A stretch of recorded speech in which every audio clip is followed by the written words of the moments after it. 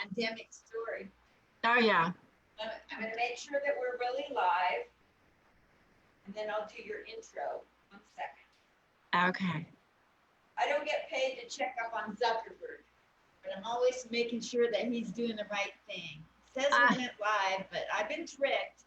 Facebook, we got it tonight for you. The main event with Donna Maine.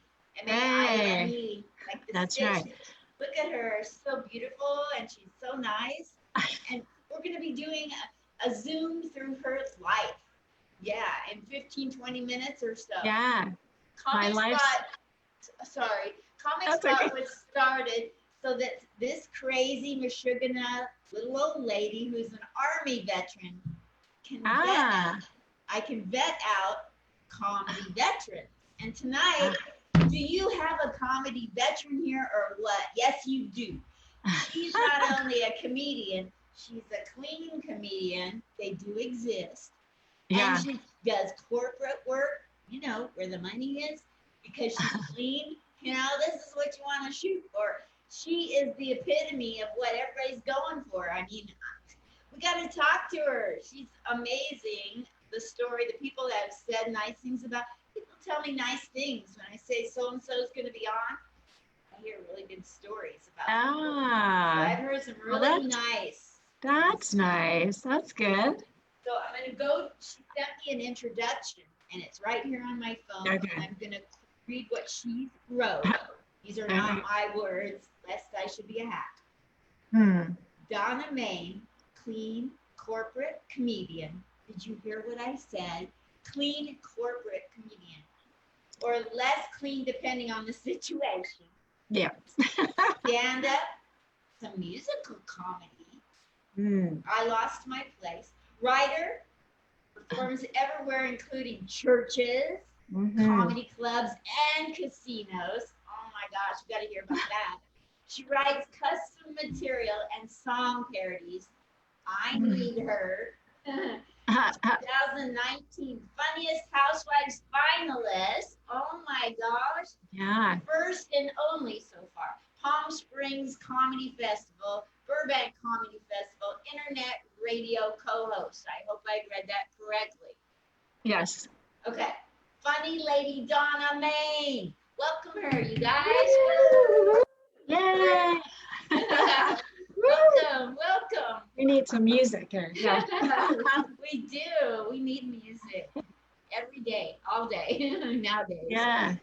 So you live in, we were talking before this, you guys, and she said that she lives on the edge of between LA and Riverside County or San Bernardino County. San Bernardino County, LA County, right kind of near the border there.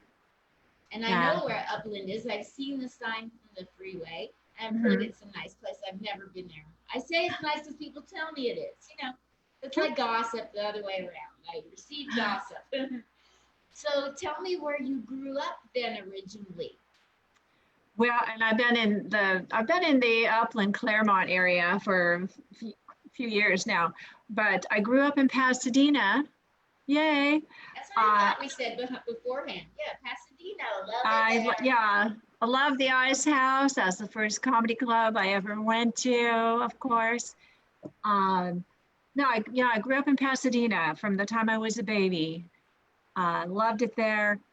Watched it grow and change and blossom into this big city with the, old town with all these amazing restaurants. I was the first one in my family born in California. Wow, Before me, they were born on the East Coast. In Maine? No. What's funny is I always tell people it's Maine with an E on the end, but it has nothing to do with the state of Maine. I have nothing to do with Maine. My mom was from New York. My older siblings were born in Connecticut. And my parents met in New York. It's a long story. Romantic. I want to hear it. My dad served in World War II. I actually lost both of my parents in the last few years, but they lived a long time. They had long healthy lives. You know, they did very well, actually. My both of them had done theater. My dad did radio. My mom sang and danced in USO shows, and she modeled in New York. So after my dad came back from serving in World War II, he was in most of the time in Italy, although he was a little bit in Northern Africa and then most of the time in Italy. But after he came back from World War II, he met my mom in New York, and they met in a theater group. Well, of course. So that's where it all started. What branch of the military was your father in? He was in the predecessor to the Air Force. They didn't have an Air Force yet. I believe what they call it, Army Air Corps at that time. So yeah, there's actually, I'm not going to get this completely right because I didn't study. Well, then I'm leaving. But, right? He was in a group like the 15th. It was, I forget how they said it, the 15th something or other. And they were kind of special. They had a lot to do with bringing Hitler down in those final days. Okay, and my dad, being the he was always, like I said, he was into theater. He was into films and radio, and but he was also an electrical genius because he went on to, he never went to college, by the way. He went on to working at JPL, working on spacecraft. But when he was in the military, he was the only one who knew how to not only run projectors, but how to repair them and rebuild them. So he got a special commendation for providing entertainment for his unit, for you know, being a morale booster, because he had his own little theater set up and he would show movies, and so that was kind of a special, cool thing that he did there. He had a couple of projectors. He knew how to, in those days, like seamlessly go from one projector to the next. Back then, huh? So he actually just passed away not quite 2 years ago. So we recorded him telling all these amazing stories before he passed away. I would love to hear them, and I'll tell you why. Yes. My father and my mother came over here after Hitler, and my dad's whole family was Jewish, and they were annihilated. My dad's father's family was Jewish. So I'm 75% mathematically Jewish, but rabbinically, I'm a big zero because it's not my mom, really. My mom's mom wasn't, so I'm not. So, you know, I would love to see what your father said before. I would love I love our people to know what he did in his group to bring Hitler down. What do you have any insight that you can tell us here tonight? What his group did to bring Hitler down? I wouldn't be very good at it right now, but I do know that they were involved in like some of the last big strikes from this air base in Italy. Yes. So he was always, rightfully so, always very proud of that. And that's why, you know, it's a huge thing. Such a great, gives me chills. Yes. Yeah. Oh yeah. So in any, you know, I want younger people to know what really happened back then. And these were, you know, he was a young kid who volunteered to serve in World War II. And he was always really proud of the fact that he helped to bring Hitler down and put an end to all this madness. So I can't tell you, my entire life, whenever I run into a World War II veteran, I've always waited for the moment that somebody was involved in bringing Hitler down. And so if you send me the video of your father, not only will I watch it, but if you give me permission for young people here to watch it as well? Oh, sure. You know what? I need to, I need to get some more of that stuff from my family. Yeah, we went through all this stuff the last couple of years, and my dad uh, almost made it to. He was 96, going on 97 when he passed away. So it was, yeah. I'm sorry, we have Very to. amazing man. Amazing man. Yeah. So did he stick with movies after getting out of the military, or did he do something else? He kind of incorporated his electronic work with getting into radio. He did a little bit because he was learning how to rebuild and repair tape recorder, anything electronic, and he worked his way from New York and Connecticut.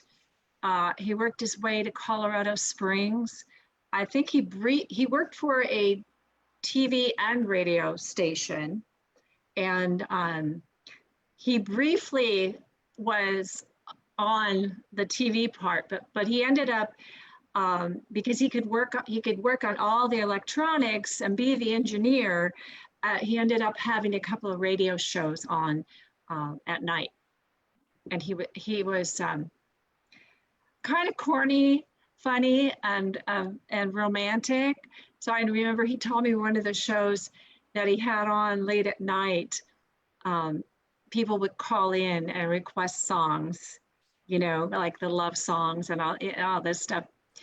And but he had this deep velvety voice, so it was perfect for that sort of thing, you know. He loved all that. Speak to me about your mother a little bit. Tell me, My mother, dancer, and she went on USO tours. was she was quite young, you know. She did all this very young, growing up in New York. She modeled fur coats because she was pretty young when she got married, and then that all kind of stopped when she got married. Although she was a contestant in the Mrs. America contest after she got married. Yeah. And my mom and dad were married, oh my God, so many years. I happen to know that they did separate once, but they got back together again. 4 kids. They stayed married a million years, and it's really pathetic because out of the 4 kids, only one of us is married right now, and it's not me. So yeah, but anyway, no, yeah. My mom was great. She was very artistic, great sketch artist. She was a little high strung at times. She was my Lucy. She would get flustered but had that New York sarcasm. So we're all very sarcastic. And I mean, that's what I grew up with, like these funny expressions. And I was the first one, you know, born and raised in Southern California. So I had my mom with her crazy New York isms, and she still had a bit of an accent. And I remember one time when I was little, immediately when one of my friends at school heard her speak, they said, "Oh, is your mom from New York?" And my mom was so angry because she thought, "I don't have an accent anymore. You know, would you like some coffee?" You know, what, like, she was resentful because she thought nobody could tell anymore that she was from the East Coast. I'm like, "No, Mom, they can tell." Totally.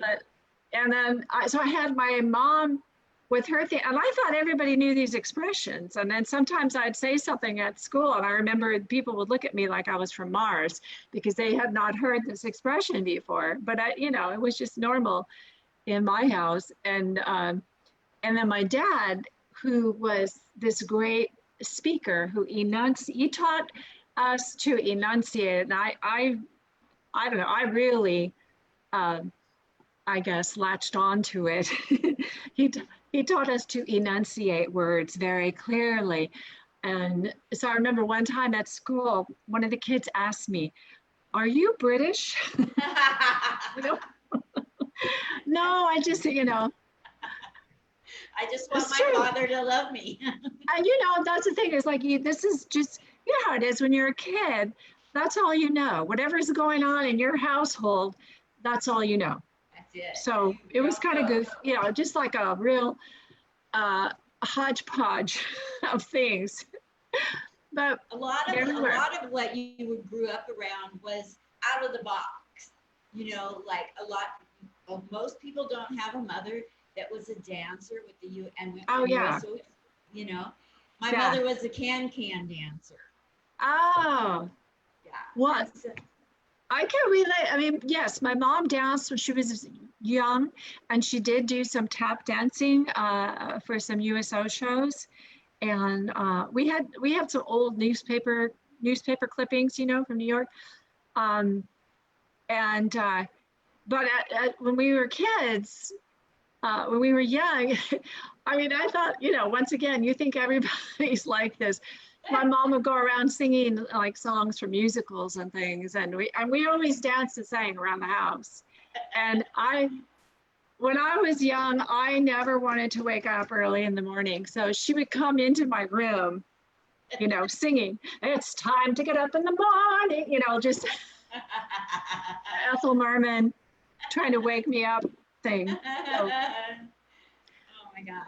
and then, when I look back on it later, I'm like, that was great. That was really great because we were used to always singing and dancing around the house, playing music, and that's how I raised my kids. So That's lovely. I have 2 kids, and I was on my own with them a lot. Me too. Yeah. Hashtag me too. Yeah. So they had to deal with me. How old are they now? Is it a boy and a girl? A boy and a girl, yes. My daughter is 31, and my son is 28. I'm not rushing anything. They've already had their gender reveal party. Ah. Oh my God. They come out with a participation trophy nowadays. My daughter is married. Yes. And has 2 kids. So I have two grandbabies. How old? Yes. How old are your grandbabies? 2.5, going on 13. And a 4-month-old pandemic baby who was born 2 weeks into the quarantine lockdown, and gave me a panic attack. And we all lived together, my daughter, son-in-law, and the 2 kids and I. So we have been, we were isolating together this whole time. And it's been... you know everything about them that you never thought you wanted to know right now, right? Sometimes it's a 3-ring circus, but it's totally worth it, Yes. Yeah, the little ones are, the loves of my life. So there you go. Absolutely. Now, is the grandchildren, is that a girl and a boy? Yes. Yeah. I don't know. I think I'm becoming a psychic. You are. I just got the feeling, and I don't know where it came from. Yeah, the boy, and of course, I'm always writing materials, so now I have material about them. Absolutely. And yes, my grandson is 2.5, and the little girl, 4 months old. So they are something. They must think Grandma walks on water. Oh, pretty much, I think. Yeah, I would think so. And if they know anything about funny stuff, I remember my great aunt came to visit in 1957, and I still remember to this day how funny she was. I mean, that does not go away. Yeah. Making an indelible impression. Yeah. You have to be. Well, I mean, I've always been. My kids think I'm goofy anyway. Like I was always silly with them, and so yeah, that'll never change. Yeah, that's a lovely way to go through life. Oh yeah. Especially with children and grandchildren, having them in close proximity. Nothing like Yes. humor to get you through everything. Yeah. Well, and it's been quite an interesting time, with all of this madness going on outside and being so restricted. And of course, we had all these comedy gigs canceled, and it's just been one thing after another. But the grandbabies can always make me smile. And it's a two-way street. So Yes. There's yeah. this one person on Facebook who is a Broadway producer. His name's Corey Brunish, and he's from my hometown.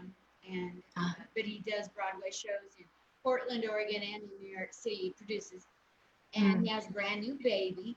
And every day he posts umpteen pictures of that child. Yeah. So the child's going to have the most amazing life because of the support, financially and everything. The pictures are so adorable, and they cheer me up to see these pictures. Yeah. Do you post pictures publicly of your grandchildren, or keep it hush hush? Very little.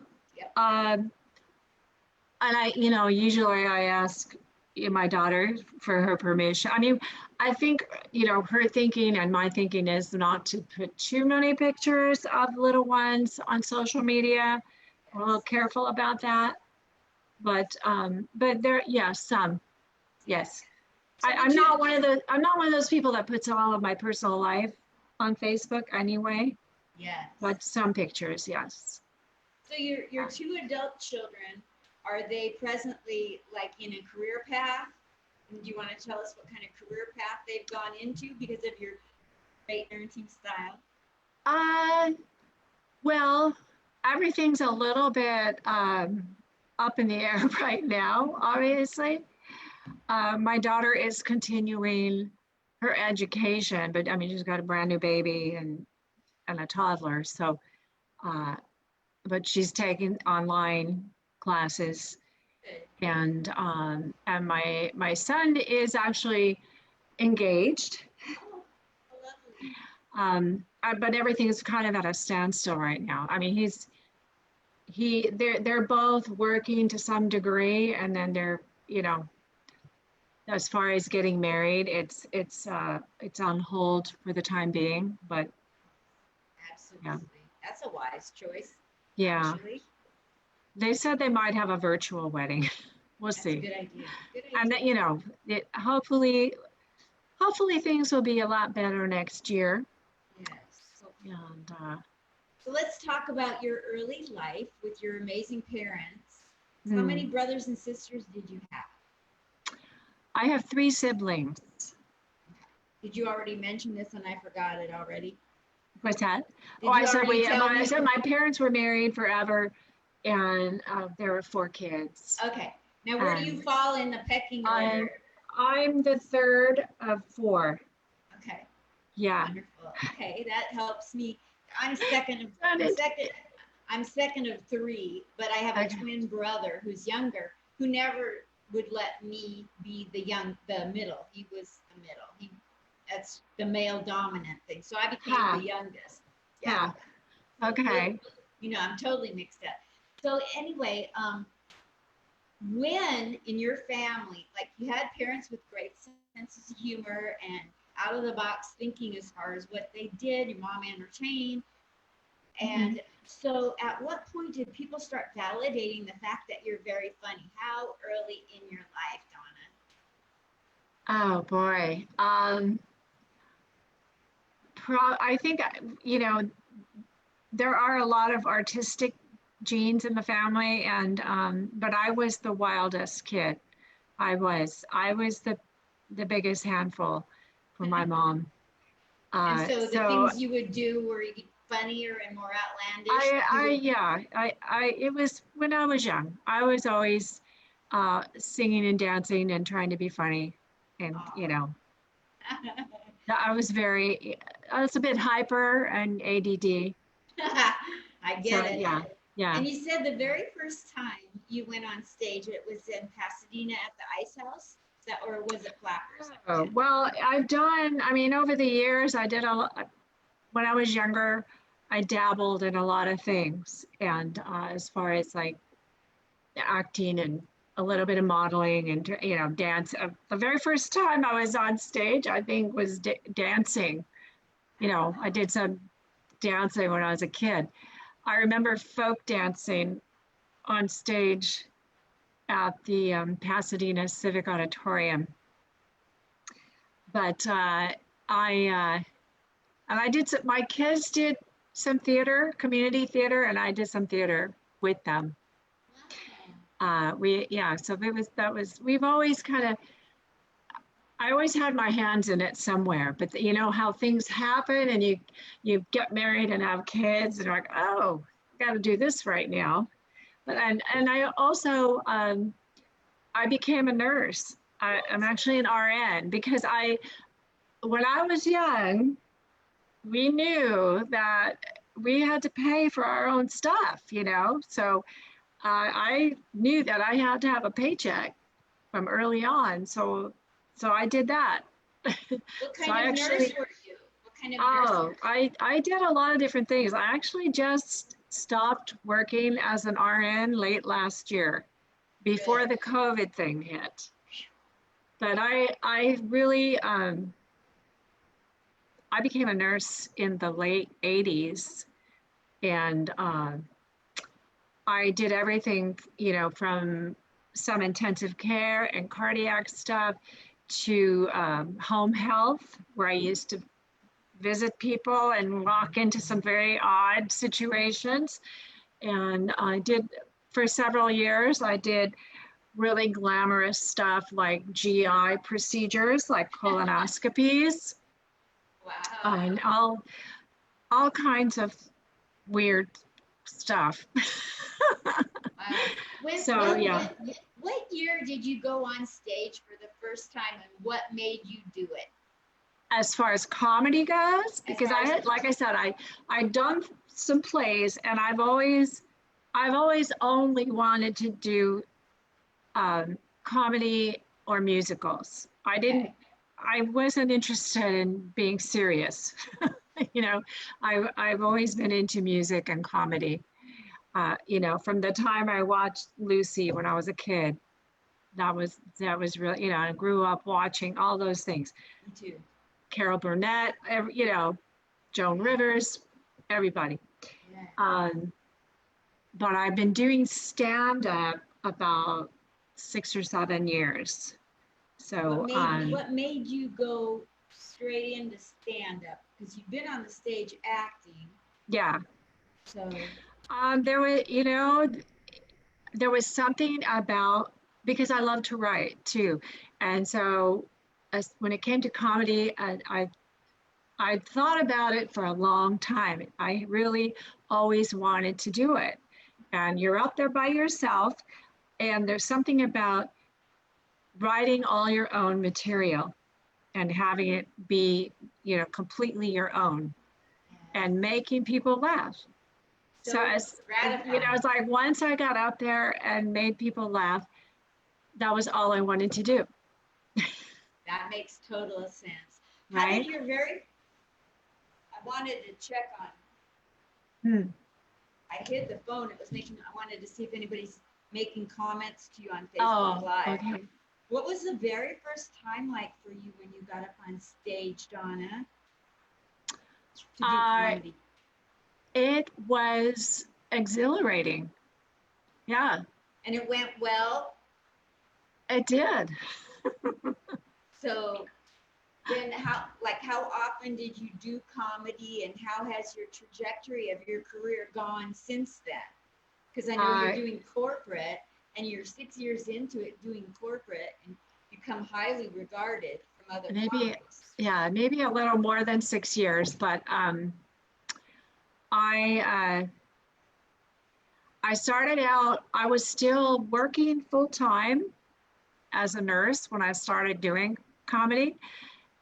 And each year I just kept saying, you know what, I'm going to do more. And I just kept doing more and more comedy.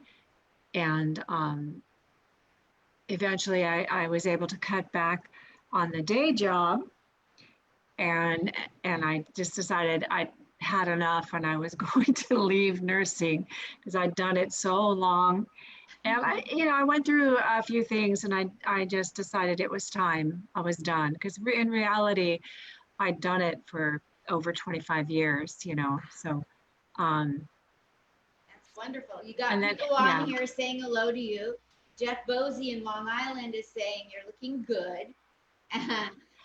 Nancy Ann Horvath, who I loved pieces. All right. We're both mutual friends with her. She's an RN. Yeah, she's a nurse. Yeah. She says she loves your background. Is it real or virtual? I believe it's virtual, right? Your background. Oh yeah, it's virtual. And I just got it. Yeah. Marty Fidelman. Marty Fidelman. Yeah. Excuse me, I've never pronounced it out loud, Marty. He says Donna is the best, I believe. Oh, how sweet. James Esterline down in Florida. I don't know if you know him. Marty Fidelman and Richard Weiss are watching. And Drew Yurkich, I think in Cleveland, he says Donna Maine is awesome. Love the radio gig she does with Roy Brewster and Jimmy Shaw. Oh, thank you. Yeah, that's our internet. Roy and Jimmy have had an internet radio show for many years, and I joined them a few years ago as the female. they needed a little bit of a female touch at that point.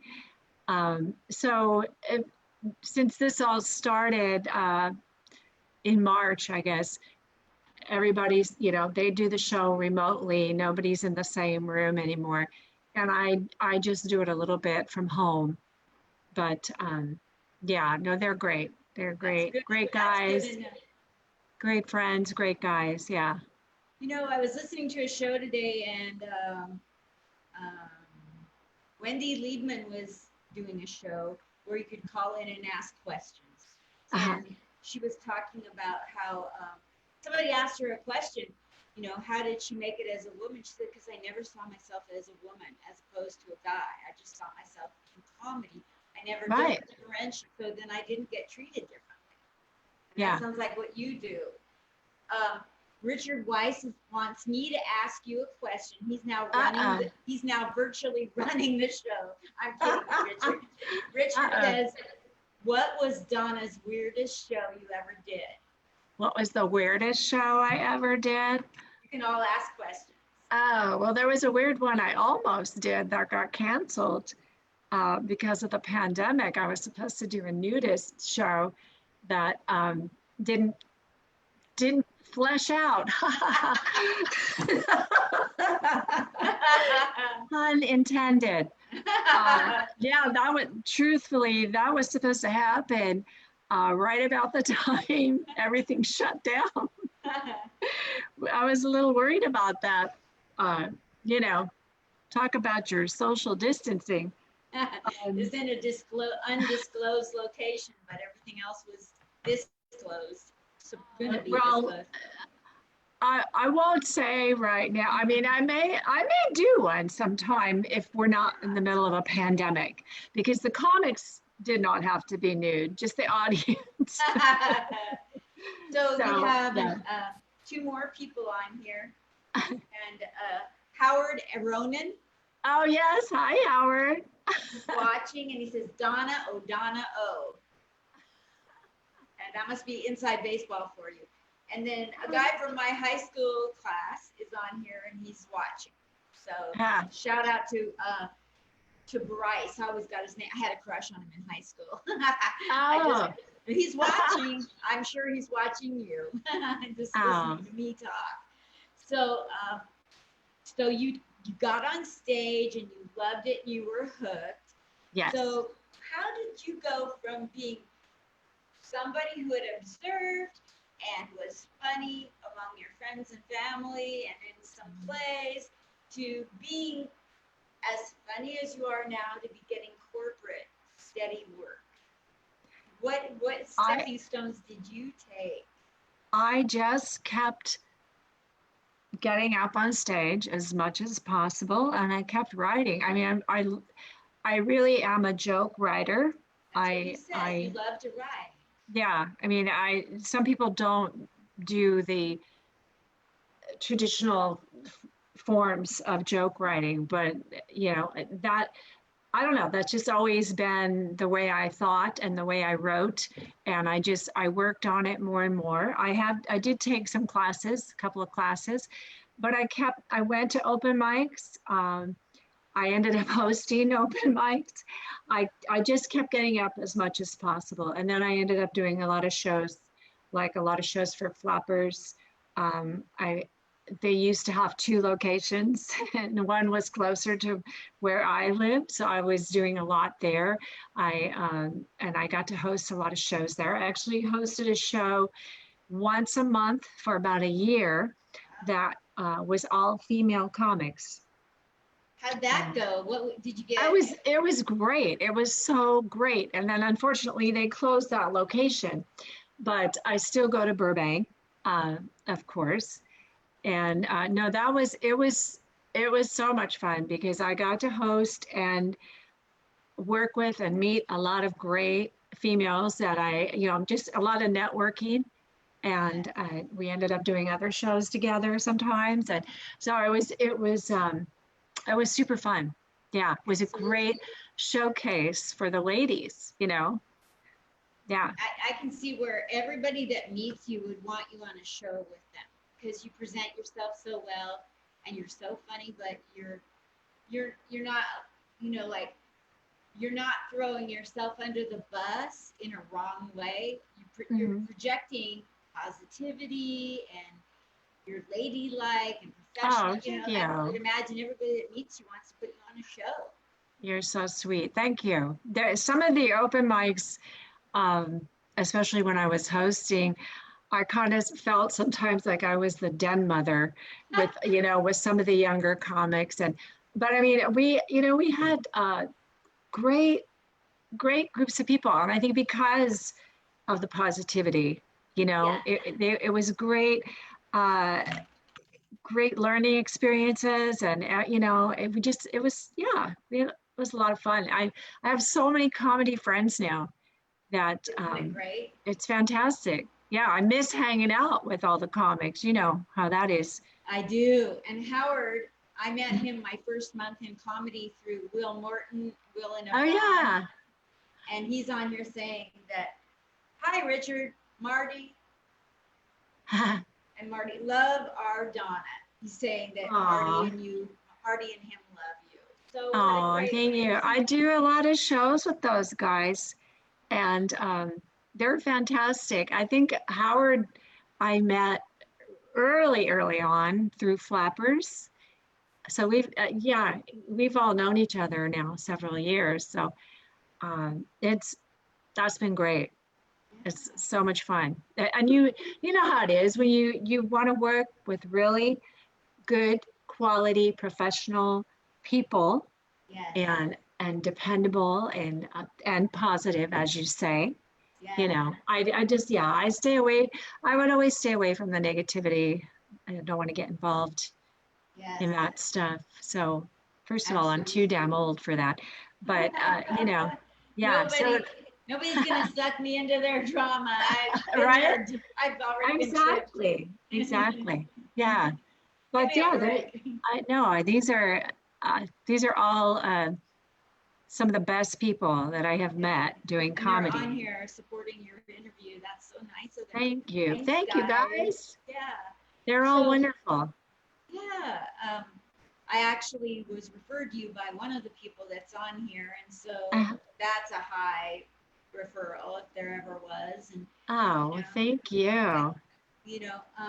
So you did comedy and you've gotten to where you're a corporate and you're getting on good shows with good people.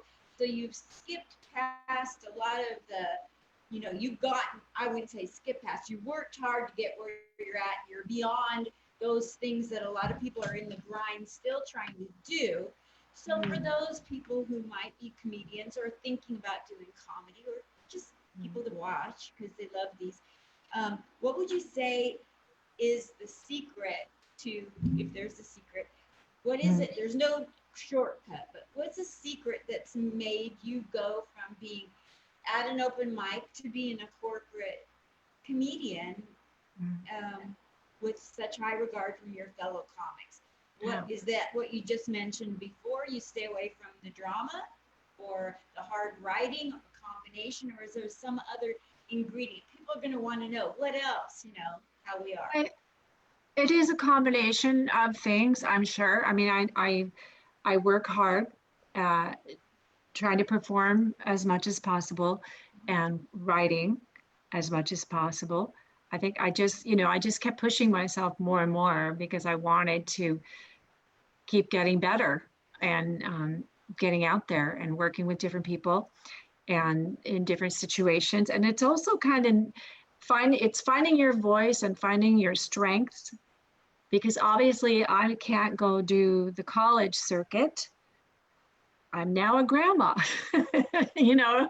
So I've done some great corporate gigs with all kinds of things, Harley Davidson, law enforcement, uh, different Wow. like the oh good Lord, I'm blanking out on the name right now.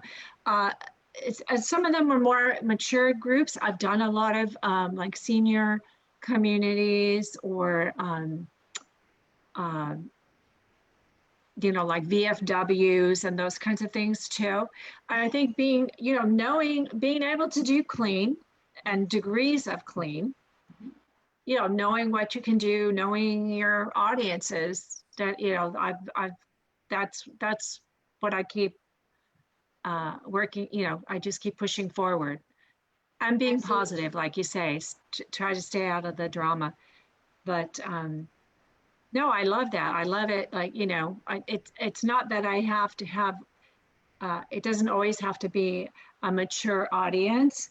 I do a lot of, totally mixed audiences, all ages.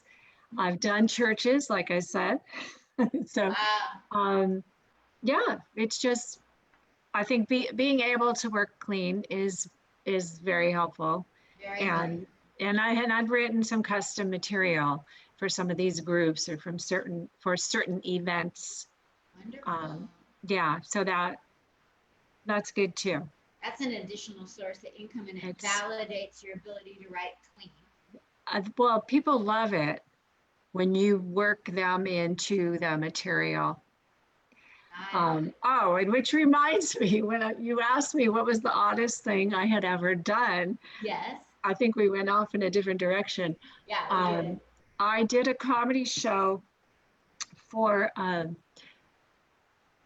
family after their father's funeral. Mm-hmm. So Okay. it was after the funeral. So it was posthumous. Hopefully it was humorous. No, I did a show for a family after the father's funeral. Immediately afterwards, they had a celebration dinner and kind of a celebration of life, and they wanted comedy. They wanted to laugh. They had a rather colorful family, and I wrote some stuff that was, custom for them. I got information on the family members and what, that kind of thing. So no, it was great. It turned out great. It turned out really fun. They had, like I said, a very interesting family. Had a lot of characters in the family, and some of them had come, this of course was pre-COVID. Some of them had come from far away, but good sized family. And there was a lot of material there. We have a lot of comments coming in, more than I've ever gotten before. Oh my God. Jennifer Peckham Arundel is watching. Hi, Jennifer. Hi. Will Rodriguez, he says hello. And hello. And Richard Weiss is chiming in. He's saying hello to you and Marty, and good interviewing on my part, he says. And then Will Rodriguez is saying that clean comedy is hard. Is that dirty? Totally understand. Sometimes an adult comes to a show with an 8-year-old and we must adapt. Great topic. Yeah. So how have you been in the middle of doing clean comedy and then, or not clean comedy, and noticed you needed to switch it up? And how did that happen for you? I've done some shows where, well, I think, you know, you kind of get a feel for things and you're prepared for whatever, you know. Um, I've done shows where there weren't kids in the room at first, and then somebody came in the room with kids, or, you know, you just have to be aware and work with it. Yes. That's, Absolutely. you know, I have a question for you, and I ask almost everybody with a good amount of experience. If anybody can articulate for me deeper your feelings about reading a room. When you get off stage, I'm a newer comic. I've been doing it 6 years, 5.5 years, surviving a brain injury. And not the last 6 months I've gotten without notes. I've gotten better without looking at notes. So my trajectory has been slow, and I'm really thankful for that. But as a new comic, which I consider myself to be really, and newer comics, like, what is something that you've noticed new comics do? A lot of times they'll do something, the same kind of mistake that irritates you, or something that you've seen that you'd like to have them tweak or do better, reach deeper, and try, you know, like, a lot of times we talk about newer comics that they're doing shock jock material rather than digging deep to do clean. So how could you encourage people? A lot of times people go out, if you're watching and go out to comedy people and you don't even know who the comic is or what the material is like, you come away not being satisfied or being grossed out or wishing that. So what encouragement do you have for newer comics, for people thinking about doing comedy, or those trying to figure out what comedy show they should go to? Oh my gosh, there's people who are clean, there's people who are dirty. How do I find that out? Well, it's a big question, but you have all the time in the world to talk about any part you want.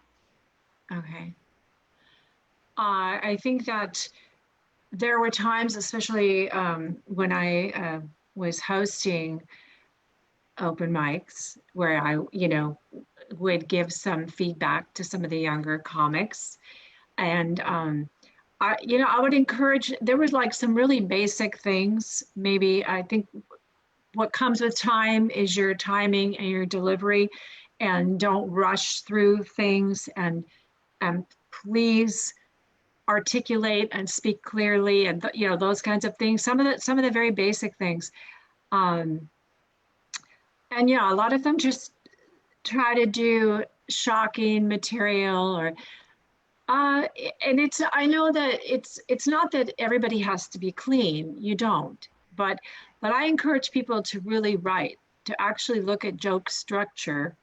Even if you're telling a story, you need to have jokes in there. I mean, there are some people who are fantastic storytellers, but there's a difference between rambling and really being a good storyteller and having some punchlines woven in there, sometimes so intricately that you don't even know it's a punchline. You know, there's some people that are really good at that. But yeah, I mean, there are so many things. Do you have anybody that you've taken instruction from or seen on stage that you recommend is awesome for storytelling or joke structure, teach? Oh, well, there are so many people. So many. I took Jerry Corley's class. And because with brain trauma, I felt like I wouldn't get in a car and try to drive it without learning how to do it. I just felt like I needed that in my situation, the basics.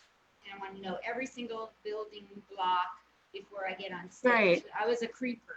Some people are leapers, but you took some courses, so maybe you have somebody that you thought was just amazing at what they taught you? I think that I do know Jerry Corley, and I like his book on joke structure. Yes. So it gives you some really good uh, guidelines, Yes. and you know, as we say, a comic is so subjective. Um, Yes. I was thinking of somebody who a comic that I like now, who is a newer, very popular comic at the moment. But when I first started following her, she was just up and coming, and she's a great storyteller. Is Fortune Feimster. Do you know Fortune Feimster? No, I'm gonna look it up though. She basically tells stories about her life, and she's hilarious. Well, that's Yeah, fabulous. I wanna yeah. I So wanna hear she's, that. I mean, I've always like, okay, I know Ellen DeGeneres is getting a lot of heat right now, but I love Ellen DeGeneres. I always loved from the very beginning when I first saw her on TV doing stand up. She was very subtle. Very But soft yeah, spoken, yes, not but in your face. right. As opposed to like Joan Rivers, I love Joan Rivers too. I mean, there are so many different styles. That's right. Um, And none of them are right or wrong. It's just right. what tickles my fancy doesn't tickle yours. But I love really, really clever writing. I love it when somebody, you know, when somebody comes at you with something that really surprises you, or it like just, oh my God, yeah, that's great. That's Yes. great. Like So my favorite female comic on the planet is Wendy Liebman. yeah, I just love that. And there's Gilda, not Gilda Radner, the lady that came before. I can't think of her name. Are you now. thinking of Rita Rudner? That's it. Rita Rudner? Yeah, I love They're her. all great. You know what? They are all great, and they were so. Really, I remember seeing Rita Rudner when I was very young. So talk about somebody, opening the doors like Joan Rivers for women. Absolutely. I will say that I've had a few people in the past tell me that my style reminded them a little bit of Rita Rudner, but it's nothing that I've never tried to emulate anybody. I've always been looking for my voice and just trying to be me. Me too. So Yes.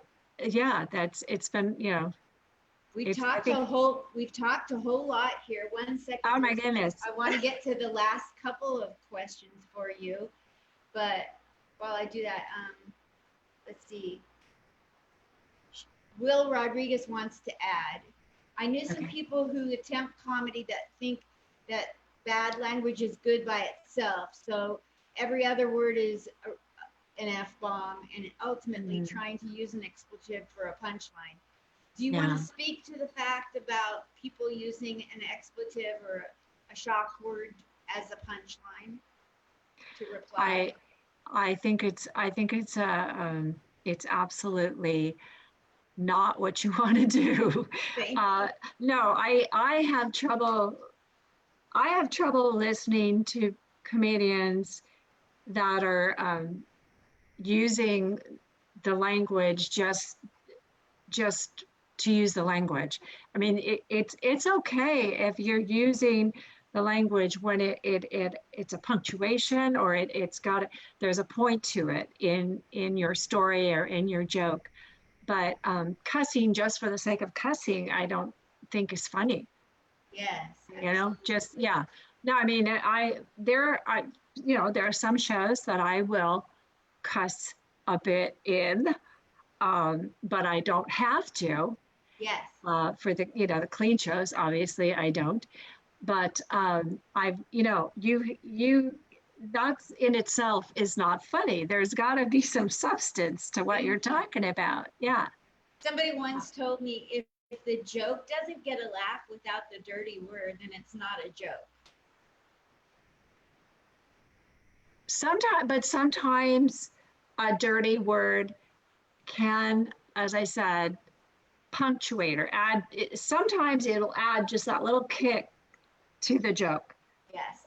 But for the most part, but you don't want to be cussing just for the sake of cussing. And you certainly, like I've experienced this where I'm listening to somebody, and if every other word is an F bomb or MF or this or that, if every other word is that, I think people tune out because it's not interesting. Yeah. Yeah. Yeah. That's like I think the same thing goes for if your volume is screaming into the mic the whole time, people will tune out. You got to vary everything up, switch everything up. Like, oh yeah. The need, pace, the tone, go right. high and then go low. Make it that's interesting. Yeah. No, that's what I like to have. As I said, I like to throw some different things, mix it up a little, especially a long set. It's really hard to listen to somebody just stand there and talk for over half an hour. Yes. So I like to mix it up a little. Do you do any dancing or singing or anything like that? I do a little singing. I have a few things where I sing a chorus or two. And I've written parodies. I was just going to ask. Yeah. Oh yeah. Songs that people would know. Yes. And your own lyrics. Different lyrics. I've done both. I've used a song and made a joke around it, or I've written a parody, and and sometimes I've done, like I said, those custom things for certain groups where I've actually written about certain people in their group and put it in there. A family roast. So that's exactly it. That's even the That's really what that show that was after the funeral was basically a family roast, because they just wanted to laugh after their dad died and they wanted to poke fun at each other. So that was, I mean, why not? Why not? You gotta, life goes on, and I bet the volume of their laughter was very high because the tension was high and you were providing relief. Yeah. Well, it was nice. They had a dinner, and then they had some drinks, and then we did some comedy. So they were ready to relax and have some fun at that point. That's great. Yeah. So in closing, I have two more questions for you. I'm trying to enunciate because you mentioned how call back. So that's funny. We all have our, how we all have our own personalities as children. I mean, they come out with personalities. Oh my God. And you, as a child, you have your own perceptions of things, because I know, I found out later on, as far as my siblings go, we're all so different. They didn't see things the way I saw them, for sure. Yeah, I was in my own fantasy world. But anyway, yes. So do you want to talk about how they're different from you? I think no. Okay. Not really. I tell you, I could go for hours on my scenario. Oh man. Just finding the audience that wants to hear it. All I'll say is, I always talk about, I'm a divorced mom. I raised my two kids most of the time by myself. I went through, people would look at me and think, oh, she's just this normal soccer mom, or she's just a dance mom, or this normal housewife. And it's like, oh no, honey, you don't know. I've been through some weird shit. Let me tell you, this is not, I know, I've been through a lot of stuff that is not normal. And, maybe I hide it well, I don't know. And even though so I'm divorced. We had a lot of crazy times that we went through. But even with my parents being married to each other for so long, we still had our dysfunction. Let me tell you, we had quite a bit of dysfunction in our family. So I think that's, the bottom line is that I always, that's how I cope with things, is with humor. Me too. Yes, It's how I absolutely. handle it. I Yeah. make a game anytime something traumatic or dumb or Mhm. triggering or whatever happens. I Yeah. make a game out of it and I say, how quickly can I tend to dealing with it emotionally and make it into a joke? So the goal Mhm. is, I mean, if something's going to fall from the sky to upset me, it's not worth going through if I can't come out with a joke. Yeah. So, Yeah. No, I think it's, like I said, I've got my mom's sarcasm. And I mean, she would always tell me what a smart ass I was. So I would either say something, like a smart ass remark, or break into a song or something, like just that's, what do you do? yes. you So know, it's, my closing two questions for you are: mm, um, have you achieved? I'll do one at a time and be nice to you this time. okay. Like I don't know why I do this to people. I'm the one with the brain injury. I couldn't handle you doing it to me. I'm stupid. So the my question to you is: what's the legacy you're trying to leave, or have you achieved it already? That's one question. With my comedy, I couldn't quite hear that last part. With your entire life, what Mhm. legacy are you trying to leave, or have you already left it? Oh, I'm still working on it. I'm a work in progress. Okay. Still, I feel like I'm always evolving. Um, yeah, no, I am still working on things right now, comedy wise. Uh, Trying to do some comedy outdoors in the pandemic, and also some Zoom shows, of course. Keep writing, you know, keep active. Yes. I'm planning on, things really picking up again next year. Nothing's going to deter me. Yes. Uh, so and I have things coming up at the end of the year, and I'm still hoping, maybe some of these will happen. We'll see. There's hope, But right? yeah. But we work with what we've got. Yes. But I'm sure I see people posting things like, "Do you think comedy is ever coming back?" And it's like, well, comedy is still here, and I believe we will get back to where we were. It's just going to take a little while and take a little doing, but in the meantime, we've got to try other ideas and keep going. Yes. So as far as my legacy, um, I'm still working on all of it, but I'm working on I just want to go as far as I can with my comedy, and get back to, for me, it was so much fun doing casinos, or some of the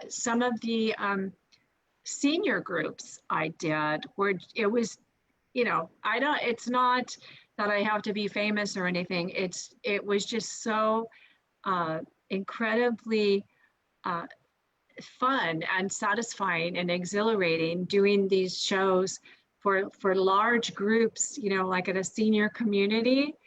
Oh, I have a blast, It's I the have a blast with best. people. I love the people. I love making people laugh. And so, I mean, that's what I plan on continuing Okay, one and way here's or another. So that's part of my legacy. And of course, I'm close with my kids. I'm close with my grandkids. That's really what it's all about. important. Yeah. Yes, Yeah. absolutely. Yes. What is the one thing in your comedy, if you could only pick one thing out of the things you've done, Mhm. the each show, what's the one that sticks out in your mind you'll never forget you got to do and why? Because it's something totally unexpected out of left field, like you did comedy at a nursing home and a veteran came up and told you whatever, or Oh, something out of the box different something that that happened. something that happened at a show. Yeah. Well, I've had a few moments like that. like I said, with some of the, I did some great shows at the very beginning of the year, and I did a casino, and they said it was the biggest crowd they've ever had. And I mean, that was just a blast. That was just such a high. And I've had some of those shows with some of the senior citizens coming up afterwards and saying things to me and wanting a picture. Oh, I know also out of town, like, going out of town a lot of times when you travel to other places away from LA where they don't have as much entertainment and they really love you coming to them. I've met some of the nicest people, really. They want to, after the show, they want to buy you drinks, they want pictures with you, they want your autograph. They're just wonderful people. Yeah. Adorable. And So I love road trips. I love getting away, doing that kind of thing. Yeah. Yes. That's so great. Those have been some of the greatest. Yeah. Thank you so much for coming on and being a part of the show and sharing and opening up your life. We spent a good deal, you guys, at the beginning. You got to go back and hear it. We talked about her father, who was in a group of people who helped bring down Hitler. Oh my gosh. And her mother, you have to go back and listen to about her mother and other accomplishments, the upbringing she had. This was really an interesting, enlightening interview for me, getting to know who you are. And I would love to get the video of your father speaking about before he passed. I would love to hear that and pass it on to my Facebook. Thank you. So they can. Anybody that helped bring Hitler down with my parents going through the Holocaust, I want to share. I would be so honored if you'll let me. Thank you. Now that you're a graduate of the comic spot and you're on the equal level with Sinbad. Oh, okay. I'm forever going to go down as the girl that interviewed Sinbad. I'm never going to live it down.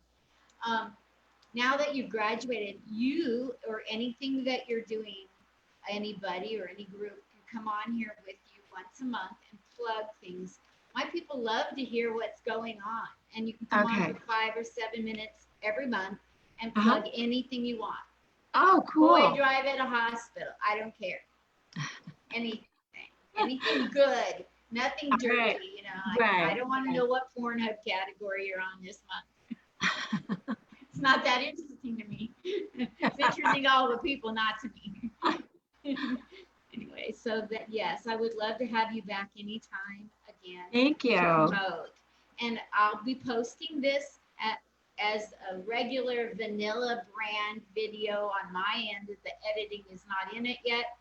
In about 3 days to a week, my editor will have it looking like a sitcom where curtains open up and there's credits and music. You can hear a song that got ready for this. Nice. And if you'll share that when it comes out, I'd appreciate it as well. Okay, well, cool. This has been a lot of fun. So nice. I'm so glad that we got to do this. It all worked out. Yeah. And to the person that referred her to me, huge thank you. You did a great job sending me somebody I can deal with. Thank you so very much. Donna Maine, you guys. You're on the internet. As a shout out, I'm going to be putting all your social media on the post when I get off with my thoughts. But shout out your social media for people who are on here right now so that they can follow you, like your Twitter and your Instagram. Everybody knows I'm on Facebook, Donna Maine. Instagram, Donna.Maine. I don't do Twitter. I don't think I have enough hours in the day for all that stuff. And I do have a website now, DonnaMaineComedy.com. Beautiful. Yes. Now apparently you're doing a show too. Are you still doing that show with the men? Of a podcast or a show? I'm on. You said the men, that threw me. Yeah. I was like, I do join Roy and Jimmy in the morning on Facebook. They're on Monday and Tuesday mornings, 7 to 9 a.m. So I'm not there the whole time with them anymore, but I join in with them and we talk about different things. We do celebrity birthdays, Wow. talk a lot of pop culture and whatever. But yeah, so Roy and Jimmy are on Facebook Live 7 to 9. Did I say Facebook? I'm sorry. Yeah, 7 to 9 a.m. It's YouTube. They're on YouTube. Okay, so their YouTube handle is Roy and Jimmy. It's Roy and Jimmy in the morning. Monday and Tuesday mornings, 7 to 9 a.m. Right. And if you miss it, they can go archive. They used to be on a different platform too, a couple of them, and it's changed. So that's why I'm screwing it up right now. It's so hard to keep up with. Everything changes every day. Yeah. Anyway, yes. They're on Monday and Tuesday mornings, 7 to 9 a.m. And so on YouTube. And people can catch you when the world reopens, performing at Flappers and Ice House. Yes, hopefully all of those places will reopen. The Improv. Yes, all of the clubs, and hopefully a lot of corporate events and casinos again. That's what I'm. Yes, so if you're out there booking or casino events, hit her up. She's a doll. Yes. She's so adorable and well spoken, and she articulates. I'll definitely let you know when those things are for sure happening again. Yes. I was supposed to be at the Ontario Improv in July. That was another one that got canceled. So it's been one thing after another. The Ice House, yeah. It brings me up to another scenario, and you can say yes or no. If you've been hit financially and you want to shout out your Venmo or Cash App if anyone wants to donate, if it has hit you in the pocketbook and that would be a help, you can tell me your Cash App, Venmo. I'll put it up there as well. It's no big deal. That's up to you. I won't do that right now. Thank you. It's obviously it has had an effect because we had so many shows canceled. Yes. So yeah. Okay. And the good thing is I'm not living alone right now, or that would be a worse situation. So yes. So people are very divided on the question, and I only ask it when I feel comfortable enough with you to ask it. So thank you for letting me ask it. Some people have put money on people's because of it, and then other people haven't gotten anything from it. So, but it's just something when I feel like I should ask it, I ask. Oh, well, thank you. Yes, absolutely. Is there anything I haven't asked or said that you would like to say before people are done listening to you? Have a chance to close out the session any old way you want, Donna. I just want to thank you, Linda, and thank everybody out there who was watching and joining in with the questions and the chat. There's more questions. I can't keep up with them, Donna. Yeah, like I said, I've met a lot of great people in comedy, and I love it so much. I just can't wait until we're back to being able to do all of our regular shows and things again. Yes. But in the meantime, I'll keep working on, what I'm working on, doing some outdoor shows, doing Zoom shows. I have done Zoom shows with Flappers because they're one of the few places that has been doing Zoom shows. So I'm just looking forward to things opening up again someday. Yes. Hopefully sooner rather than later. Yes. Yeah. When it's safe, when we are really comfortable knowing that it really is safe. Right. Yes. Not too soon. We're all being we're being safe. Yes. It's been really hard on everybody. Oh my gosh. Oh yeah. I'm 69 years old. This is the worst I've seen the world. Oh my goodness. Ever. Never seen anything like this. You look wonderful, first of all. But yes, I'm, I'm not that far away, and no, I agree with you. I had never imagined anything like this. When I first started comedy, I didn't want to be in a comedy club. I wanted to go to where hurting people were at. Now I don't have to go looking for them. Well, remember, yeah. Remember we used to say, we hope we had a big crowd for a comedy show. And now if you do a show outdoors somewhere, you're saying, oh, I hope we don't have too many people. We need to space them out and distance them. And it's a crazy upside down world right now. I remember just, it's been an adventure. I mean, hopefully some good things come out of this. But my last real show indoors with a good sized audience and it was kind of a private, well, not exactly private gig, but it was Friday, March 13th, Friday the 13th. I'll never forget that. And then the next day, everything closed. So you caused it. You caused yeah. it. Well, I remember that feeling on that Friday. It was kind of like it was encroaching upon people. Like we realized people were starting to get sick. And we comics were aware of it at that point, like, oh, we shouldn't be shaking hands with a lot of people. And, it started to make people a little nervous. It was a great show. It was indoors, clean show. There were kids there. And, but I remember that feeling of like, oh, it's starting to get a little weird. Yes. And then the next day, it was like the world changed overnight, unfortunately. But we had heard about this thing and it was starting to spread. And I just want us to learn from this. And hopefully we won't have to go through this again. Yes. For at least another 100 years. But absolutely. Yeah. Absolutely.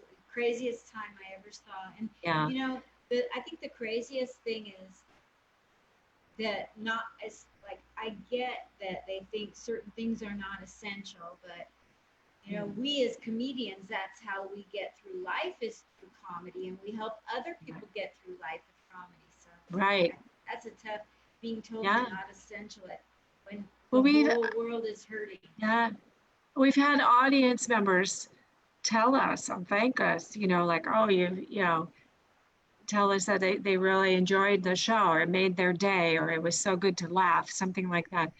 That's what it's all about. Yes. I can't imagine, can't imagine I can't imagine not having that again. I mean, live entertainment. Yeah. I miss all those things, All of those. Yeah. Do you do any, have you partaken in any of the drive-through comedies that are going on out there? I know that Ventura Harbor Comedy Club is doing drive-in comedy, where people come in their cars and sit and they have I haven't gone up to Ventura. I knew they were doing some drive-in concerts, and I've heard of a few very famous comics that are going to be doing those. So I haven't done it yet. That's probably more like it. I think it was comedy with one, maybe two comics.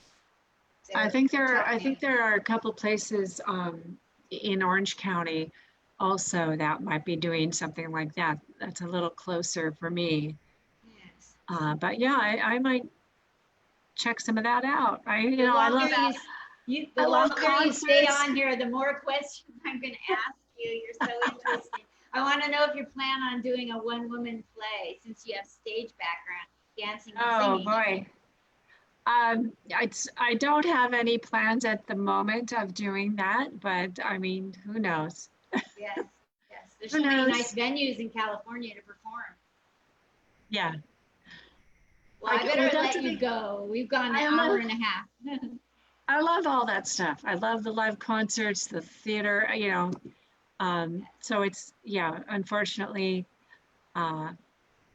this is the year that we're not able to do those things. But That's right. but yeah, we'll see what happens in a few months. Thank you so much. Yeah. Please come back on and plug something anytime you want. Thank you. I will. All right. Thank you All so right. much. Thanks, Linda. Yes, Everybody. Donna Maine, was she great or what? Give it up for Thank Donna. you. Thank you. Bye. Love you. Bye. Have a great week. Thanks. Bye.